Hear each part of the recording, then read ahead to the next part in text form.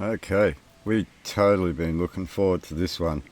Been taking its time, and we knew that he was before some sort of judicial process, but now the hammer comes down, tappity tap tap, tap, and we start to now be able to look through it and look back. And we've been waiting for this one. This one's going to be a very, very interesting one. Jordan Peterson's charter right shot down by a court ruling. Will he fight back? Hi, I'm Brian Lilly, political columnist for the Toronto Sun. It was a shock ruling that came out from Ontario Superior Court of Justice on Wednesday morning. A ruling from a three-judge panel said that a decision by the College of Psychologists of Ontario violated Dr. Jordan Peterson's rights, but it was justified in doing so. It's another example of Canada's courts ruling that you have your charter rights only as long as they say you do. It's not like we have our rights in perpetuity. It's if the judges think we can have them.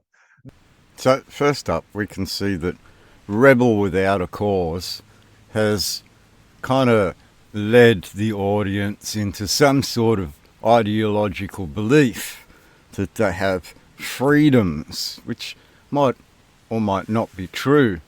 But we're talking about an employment here, wherein Jordan Peterson has other obligations outside of the base obligations that are set down in the framework of Canadian law.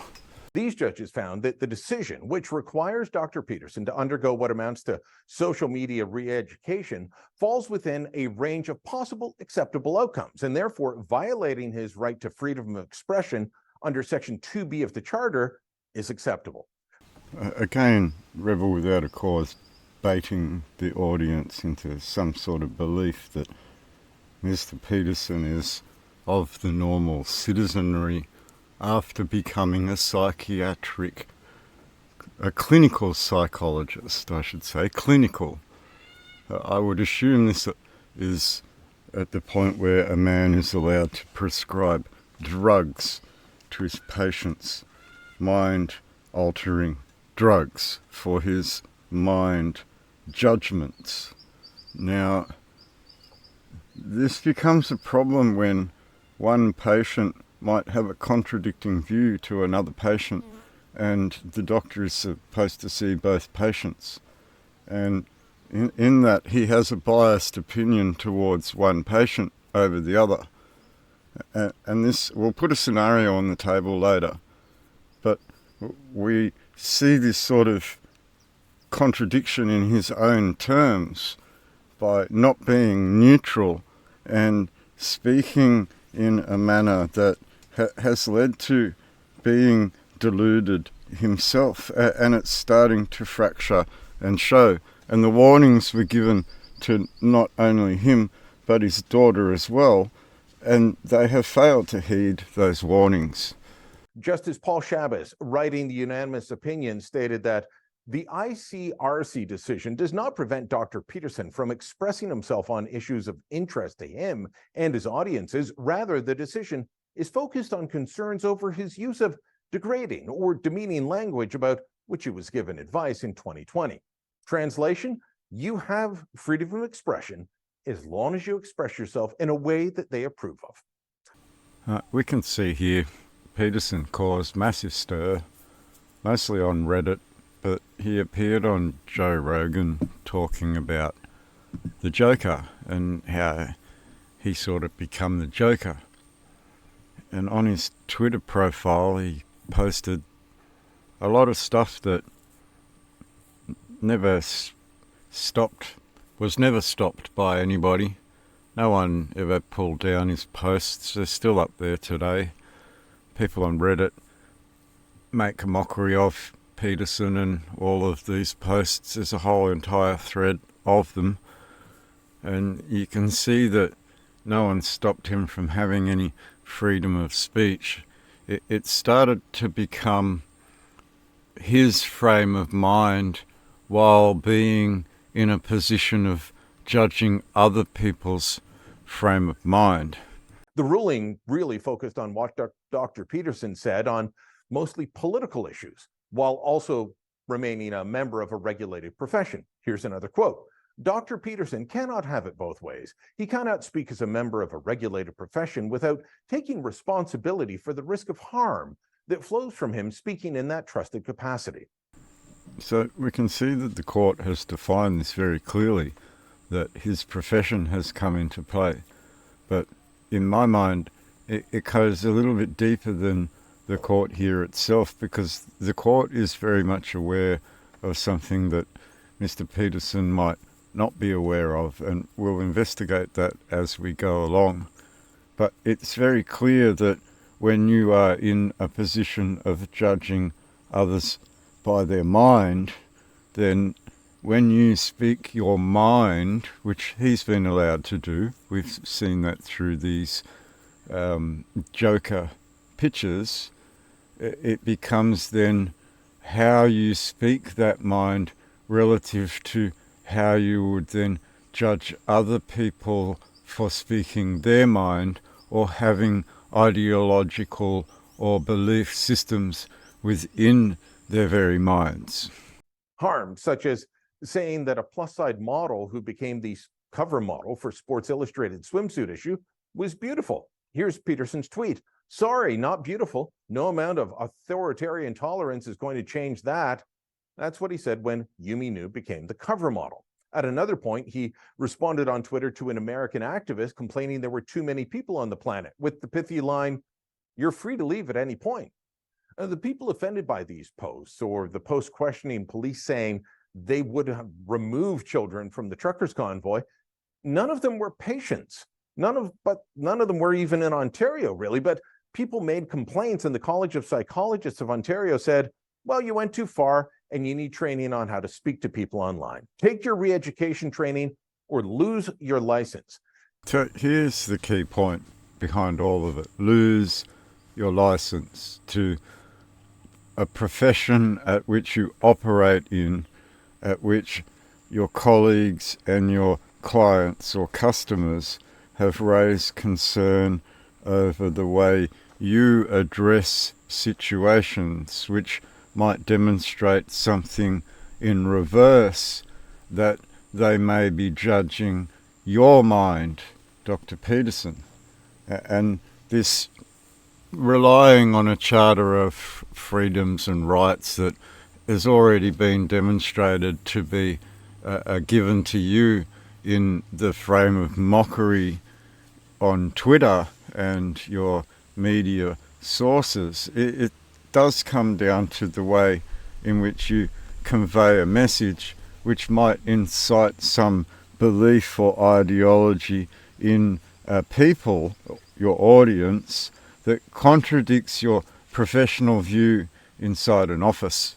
Now, a fat lady may be fat and might not be the chosen person to go on the front cover of a sexy swimsuit magazine, but it's the way in which you portrayed your opinions, which have no basis in fact. Therefore, what happens when that fat lady is the one that becomes your client and then presents in your office for being intimidated or harassed by people for merely being a model on the front cover of a magazine because she's overweight? That's the conundrum that you put yourself in, Dr. Peterson. Peterson appealed for judicial review, and he was told, your charter rights don't mean much to this court. Dr. Peterson, thanks for joining us today. Thanks for the invitation. I'm looking forward to talking to you. So this court ruling, from our discussions offline, sounds like it went further than you thought. I'm guessing you're disappointed. I don't want to put words in your mouth, but that would be my expectation. Yeah, well, it's a funny kind of disappointment because I'm disappointed more as a citizen of Canada, I would say, than on the personal side of things. And, people might find that difficult to believe, but I'm in a fortunate position. In some ways, even if the college throws everything it can at me, there's very little they can fundamentally do to disrupt my life. I'm in a privileged position compared to most professionals. So we have ideology baiting by rebel without a cause again, but we have Peterson looking like someone that I used to know painting. I can't remember, was it Gautier that did that? Now, Peterson is of the false belief now that this can't go further than this court. But as we know through our experience with forensic mental health or clinical psychology or clinical psychiatry, that this can go much, much further if this man is proven to be somewhat deluded and then becoming a burden on the state, i.e. his deluded beliefs are impacting others to then also believe in his ideologies or delusions. And so I'm outside of their purview in many ways, but I'm stunned by the court ruling. You know, it opens up with a declaration of moral virtue, essentially, on behalf of Canadian law, a declaration of the fact that we enjoy freedom of speech, followed immediately by the proclamation that that can be limited in any way, essentially, that the colleges and the professional organizations see fit. So what he doesn't realise is that he too is the college, and he's speaking, and the rest of the college is holding him to account to the way he speaks. He speaks of moral virtue, wherein he has the ability as a clinical psychologist to change the course of someone's future by judgment of their mind, which puts him at one of the highest moral virtues that there is. And if that's the case, given that that's also a branch of the government, that combined with the fact that I am absolutely 100% being pursued for political reasons, as I can document detail and have, I don't think that our constitutional guarantee of free speech in Canada, I don't think it exists. It's certainly not worth the paper it's written. So obviously Mr. Peterson's obviously quite deluded here. He's making it much worse for himself by making accusations at law when that very law has made it very clear in that he does have that freedom of speech, and that's already been demonstrated with his clown show that he put on. It's the use of his words and these very accusatory statements that may be his very own undoing, given that they start to prove that he is somewhat deluded in his very own beliefs. Now, as I said before, we'll get to a situation later, but you can see right here that it's a defensive attitude when the answer was already presented before in this media argument. Written on, and this is very bad for Canadians because lawyers, physicians, psychologists, what they have to answer is their professional truth. And if we're in a situation where it's now impossible for professionals to say what they actually believe to be true, then their professions are fundamentally invalidated. Oh, this is such a wonderful point that he makes, in that his entire profession is about to be invalidated, given that it was put on the New South Wales Supreme Court record as actually being delusional to have certain beliefs at which Mr. Peterson is currently being confronted by right now. And it might just turn out to be that the doctor becomes the insane, and the joker joke that he played on everyone else becomes the joke upon himself. As we can see defined by Justice Lonergan in the Supreme Court of New South Wales, an accusation of a delusion was made at which Justice Lonergan confirmed very clearly that the belief was not delusional. And this forms a central crux to every core belief that Mr. Peterson holds. And this was the warning given to him and his daughter from myself. Not sure whether they actually received the messages, but they were certainly ignored with an air of arrogance and a feeling that one was above the law due to one's profession, when the profession of the mind, when it comes to the fracturing of a delusion of the mind, could very well demonstrate who becomes the deluded in this case, and that could quite very well be Mr. Peterson himself. And that's especially true for therapists, because therapists only have the truth. I would say that's a very deluded statement, Mr. Peterson, that you could only have the truth. How could you have the truth if you were nescient of or ignorant of that very truth? And what if that truth was presenting itself to you while you argued certain things about a system of law at which you failed to comprehend certain things?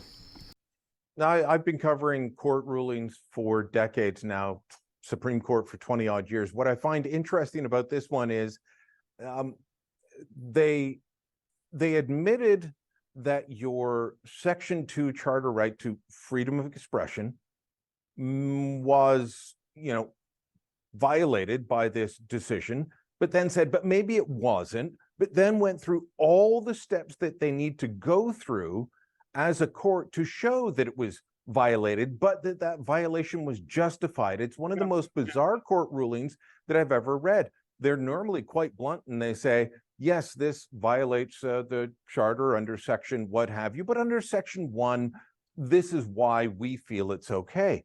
They discounted the idea that your rights were violated, but then went through the entire process. I mean, at some point, they were mocking you. So obviously Rebel Without a Cause is playing the clickbaits with the Jordan Petersons, but there's a remark there that it seems like the court is mocking Jordan, which may very well be the case, given that there's a very grave ignorance of self going on here in relation to the mind and what would be considered a delusion, which has been pointed out on the New South Wales Supreme Court record here in Australia by myself. And it could very well be said that everything that's in that court case is very applicable here. And it could be said that in Jordan's absolute ignorance of certain things, that yes, he is being mocked, and it will come to fruition the failure of his truths, which will become very, very grave ignorances. Well, they also discounted, they also said that this wasn't a disciplinary action, which is it's so comical. It's like, well, it's involuntary, it's punitive. It's by the disciplinary committee. But it's not a disciplinary action. And the other thing it's so surreal, it borders on comical. Every single complaint levied against me is political. Mm-hmm. None of them were levied by clients or anyone who even knew a client, most of them from people outside the country. 2 of them because of criticisms I made of Trudeau, who is now recognized by a majority of Canadians as the worst prime minister we've ever had. 1 targeting his chief of staff, 1 an Ottawa councillor, 1 the trans butchery issue, which I am 100% unapologetic about. And we'll talk about that in a moment. Well, and then my comments about fear-mongering, climate change, apocalypse. And they cited, but the court decision cited your critique of Sports Illustrated's choice of swimsuit cover model more than once. Yeah. You're not allowed to dispute what you find beautiful? I'm not allowed to dispute whether the redefinition of beauty is a instrumental manipulation on the part of radical progressives, right, which it is. So he's had the free speech to approach all of these things, but not the cognizance of mind to recognize the way in which he addresses these things. And the problem that he finds is in the very language that's used at the end of that clip there, the radical progressives. Well, he's forming an opinion and he's making an accusation. Like he could have said, I think it's ugly, rather than going down the lines of linking it to authoritarianism or any of these things in the belief that there is a certain ideology in play. And that may even be true. This is irregardless. And then he speaks of it not being a punitive action, although very demonstrative of being one on the Superior Court of Justice. So he's reached this level of scrutiny where his profession has stepped in and used a body of law at which to hold him responsible to certain things that may be very, very core to the Constitution of Canada that he's very unaware of, while attempting to stand to these Charter of Rights that are given to him, very, very demonstrative by all these things that he's participated in that they have brought up as concerns. They never said that he should not have had an opinion or posted on those things. It was more the way he did these actions. And we'll investigate this more as we go through. Is clearly 100%, as well as being like a mendacious and greedy corporate maneuver at the same time. Yeah, it's really something, Brian. I mean, I don't know. When you went public with this back in January, Yeah. and you and I talked a bunch at the beginning of January, as you said, here's what the College of Psychologists is trying to do to me.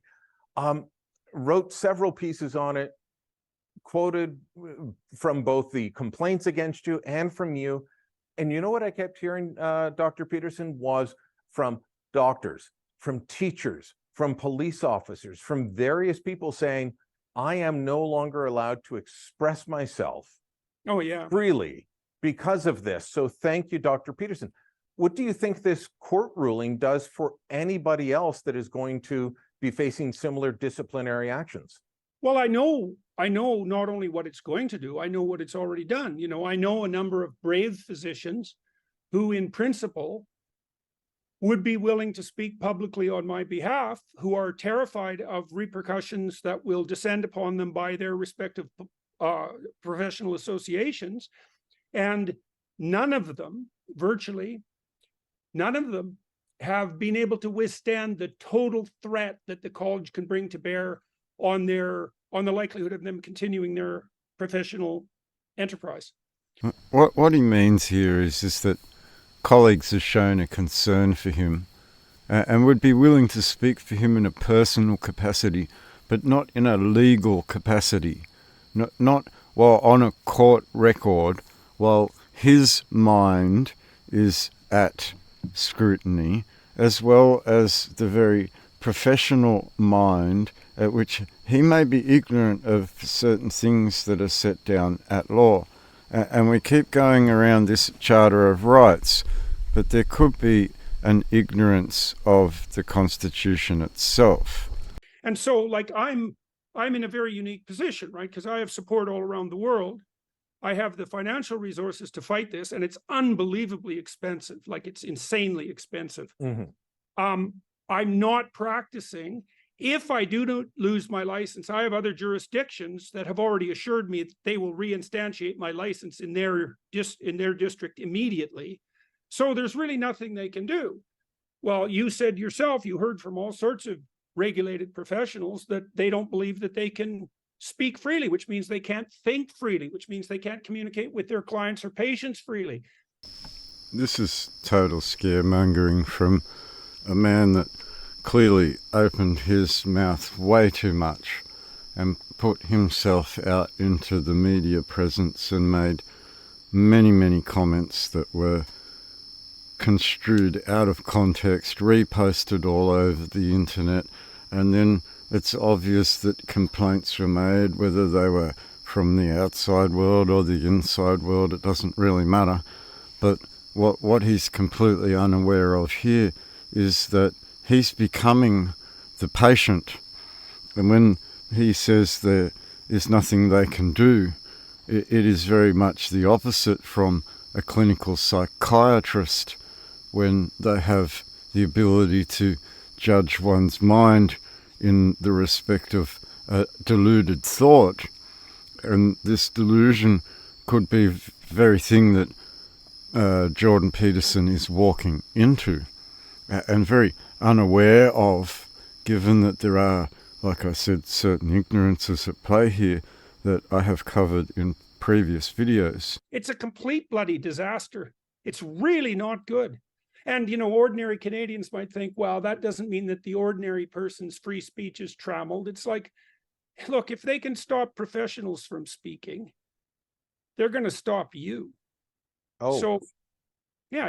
And absolutely. journalists, like, what's with the bloody journalists, in Canada? Because if they had any sense, even if they hated me, and many of them do, they'd think, well, restrictions on free speech, that's probably not such a good idea, given that we're journalists.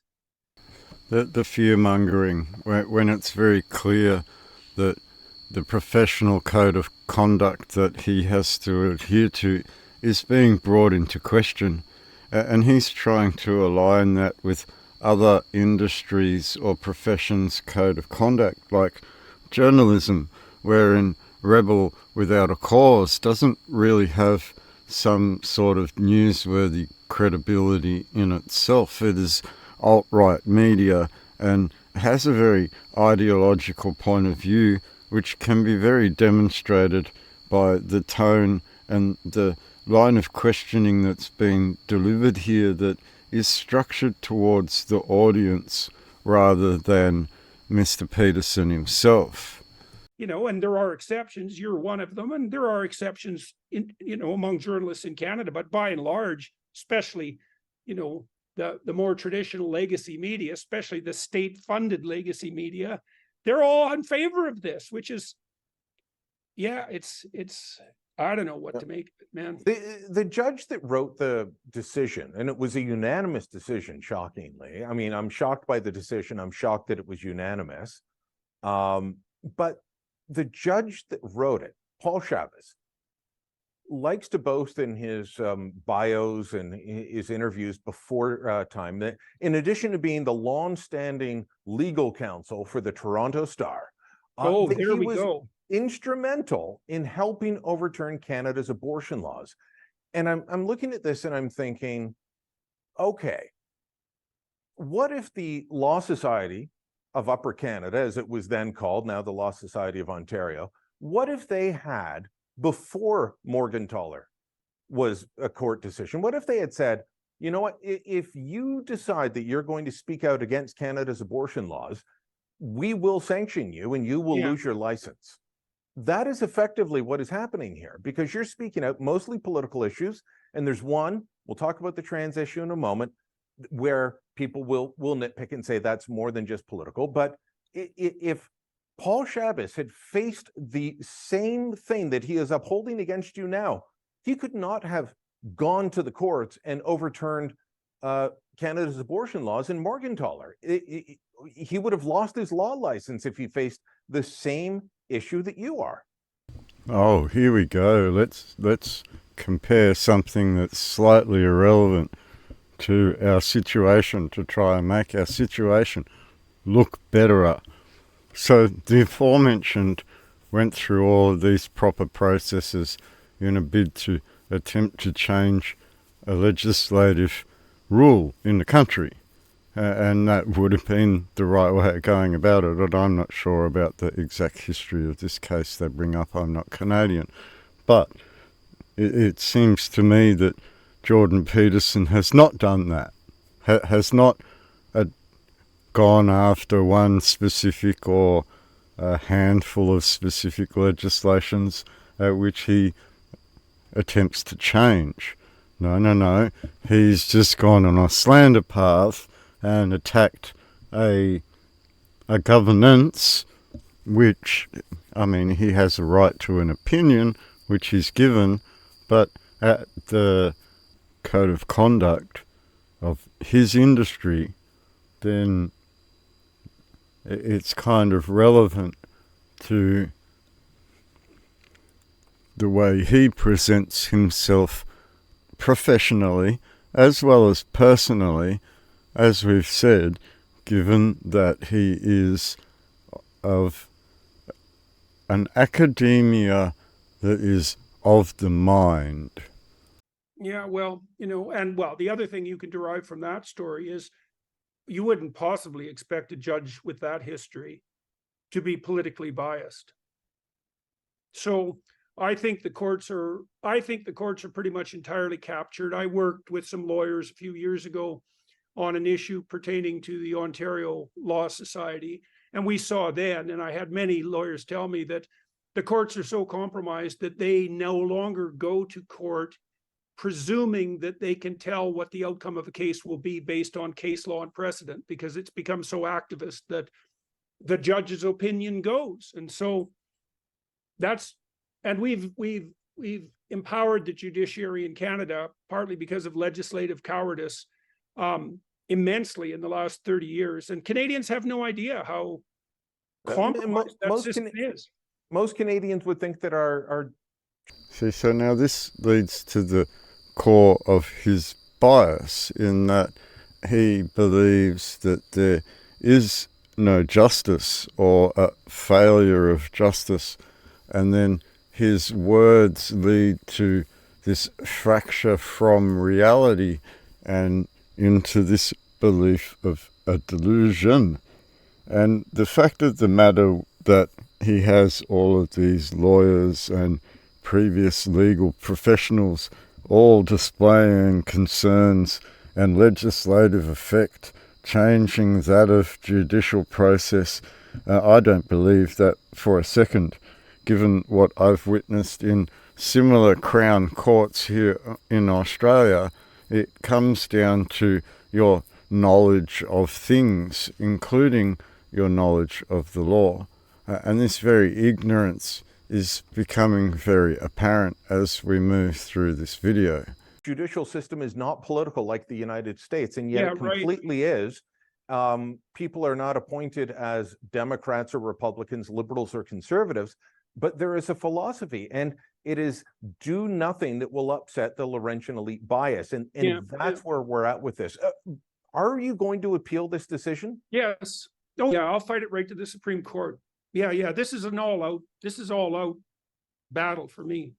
So we've gone from this not being able to affect him, it not being of any judicial decision or showing any repercussion or damages against him, but here we see now that he has to fight this all the way. He'll go all the way to the Supreme Court. So I don't know what the Superior Court is.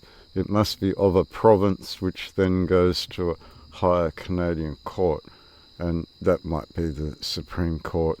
I don't know the layout of the court systems in Canada, but this very well demonstrates that he's willing to put his entire reputation and knowledge of the law on the line when it comes to the mind, and he's totally not taking into consideration that those psychiatrists have brought him before them on purpose, and that in the time frame or long run he may end up becoming the actual patient.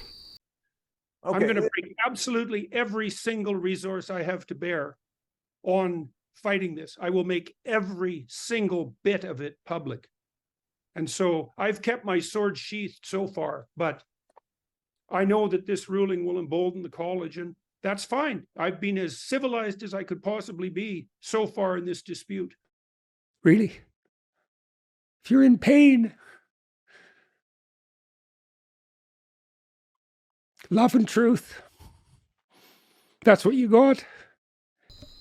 Somewhat having a delusion of grandeur in that he believes he's above the court and the judicial process at which he's been put before, and can't find fairness in that process because of his own ignorances in that very process. And this would apply to a lot of people. I'm not going to get into the longer ramifications of this ignorance because this applies to a larger percentage of the population. But Mr. Peterson proclaiming that he has some sort of grandeur over it rather than an actual legal precedent or claim that's provable before this judicial system that would somewhat back what he's saying. Instead, he's falling into the delusion or belief that he has some sort of right, given his status as a legal professional, without taking into consideration the obligations or duties as that professional and the knowledge of the law at which he's being upheld right now.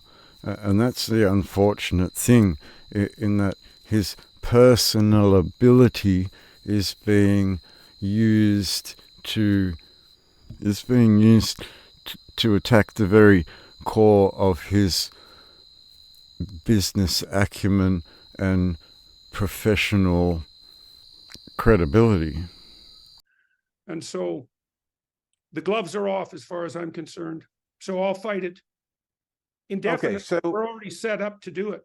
You know, we talked earlier about the fact that you didn't think the plus size model for Sports Illustrated was beautiful. You told somebody who was complaining that there's too many people in the world. I thought it was a very pithy response. You said you're free to leave anytime. You know, comments about Justin Trudeau, about Katie Telford, about Ottawa City Councillor Catherine McKenney. Those are all very political. Some will say yes, but you're speaking out on trans issues that goes too far. That goes against what the college says or allowed. Now, this is where it gets interesting, because an ideological point of view could be considered to be delusional. And Mr. Jordan Peterson hasn't picked up on this delusion very well from his psychological point of view. He's gone straight in for the attack of this ideology in a medical procedure, which he's very correct about when he speaks. But he's missed the underlying point here that would give a very good credence to his argument, and we'll get to that in a second.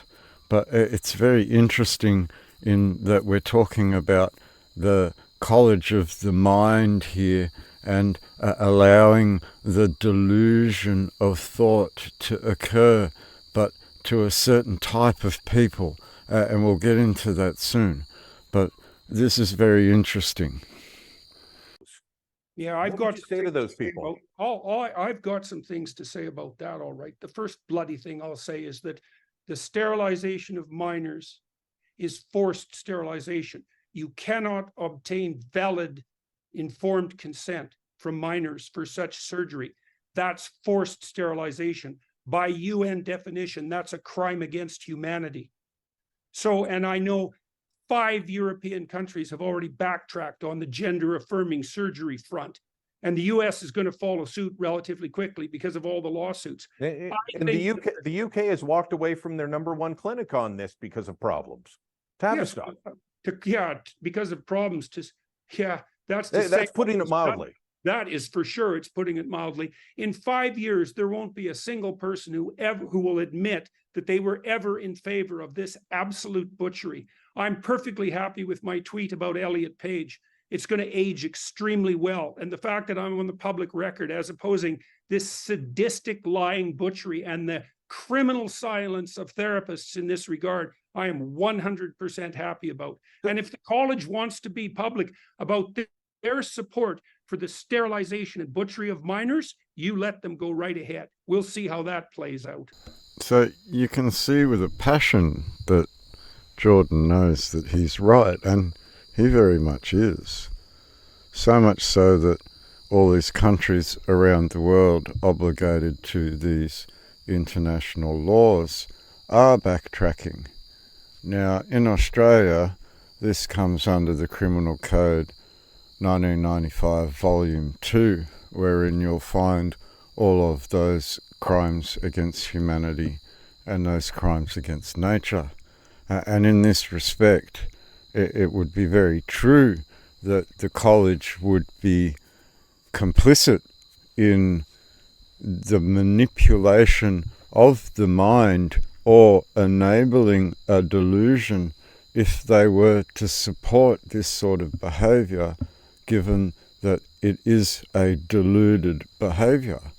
And when it comes to this trans, what is a woman pronoun, again, we talk about the mind and the foundations to a true belief system, wherein at law, I think Jordan's a little bit ignorant of a few things here, but at the same time, the college is playing on that ignorance across the board and could be very well culpable for allowing a delusion to take place, or enabling it, or being party to the enabling of such a delusion across what would be considered a large population, like a Canadian population. Okay, let me ask you this quickly. If somebody came to you in a clinical practice and said they had gender dysmorphia, they thought they were transsexual, would you throw them out of your office, tell them you're crazy, or would you go through a process with them, a process that you now say isn't allowed under the current rules? Oh, I had lots of people in my clinical practice who had problems of that sort. I mean, everybody who comes into clinical session who's reasonably troubled has an identity problem. And what you do as a counselor is you listen to what the person has to say about why they're unhappy, about the source of their misery, about the actual expression of their misery, about what they think's wrong, about what they think might constitute an improvement. You do mutual experimentation to try to figure out what the steps forward are. But you should also know as a therapist, and every therapist who isn't lying, who's credible and competent knows this, that with regards to so-called gender dysphoria, first of all, the evidence that it's a psychological epidemic is overwhelming. Everyone knows that. And second, the clinical data that was derived before this became politicized indicated that the vast majority of minors who are so-called body dysmorphic, gender dysmorphic, are gay and having a hard time coming to terms with that, and who accept their bodily status by the age of 18. So it's incumbent upon you as a therapist to take the route of minimal harm, and that's absolutely 100% true on the surgical side. So the first thing you do is you approach it with the rule of thumb, which is don't do anything drastic. So we have a child educated in the state school system, and that's a problem just to start with, because of the curriculum that is pushed out upon them. But we have an admittance here that we have an identity crisis, but there is no actual discussion of how to remedy that identity crisis by going into a whole bunch of emotional diatribe that is totally irrelevant to an identity crisis.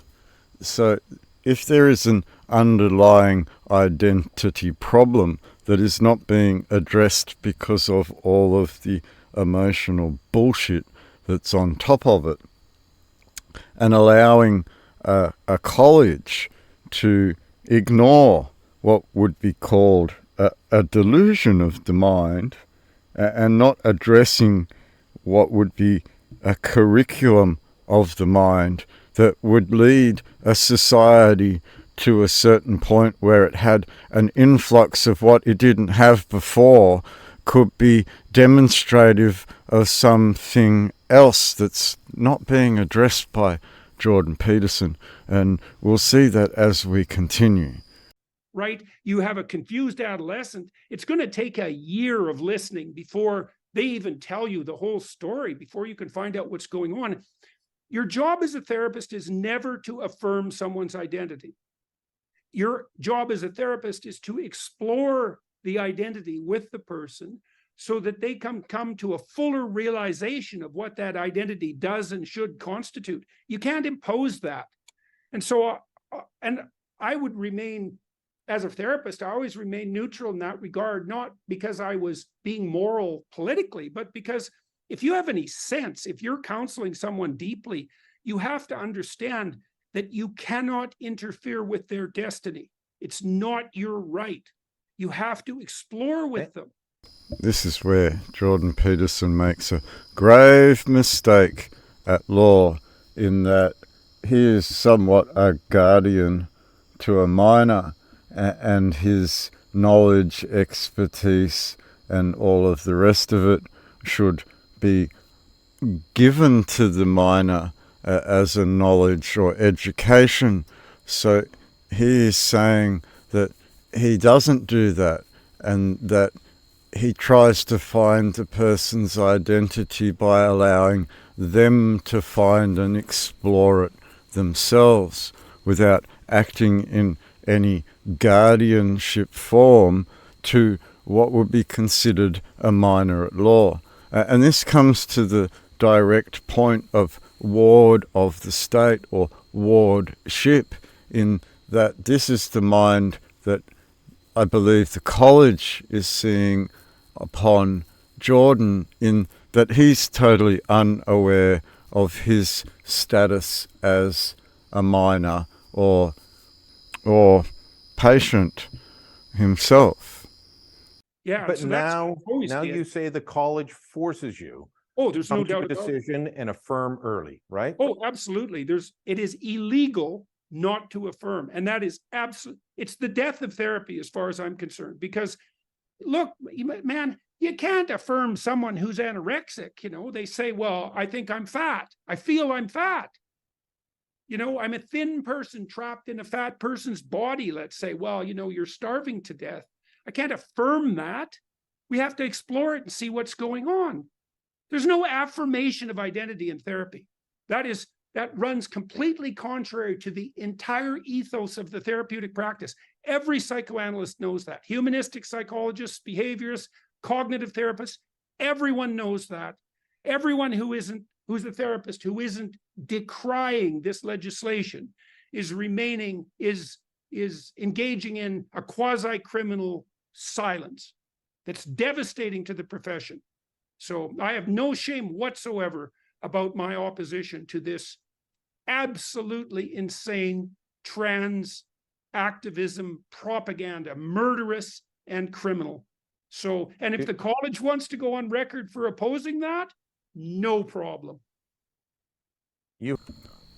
What if it could be said that you're entertaining a delusion by continuing to entertain a person's belief or ideology, instead of confirming that ideology for what it is, to be later categorized as a specific type of delusion? And what if your failure to recognize that puts you into one of those categories yourself? And this is the fear that I was always talking about earlier.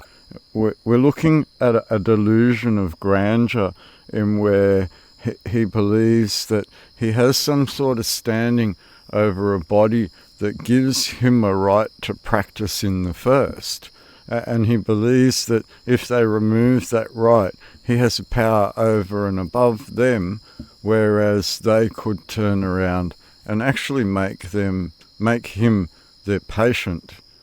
You have one big fight ahead of you, Dr. Peterson. I know you're very busy right now. Thanks for taking the time today, and keep us up to date on how the fight goes in the courts. Yeah, well, thank you for your questions, sir, and I appreciate your interest in your what would you call it? Pointed interrogation. Yeah, good to talk to you. Talk again soon. You bet. You've heard from Dr. Peterson. You've heard what the court had to say. Let us know what you think. Drop a comment down below. Share this on what social media you can. And don't forget to subscribe to our channel.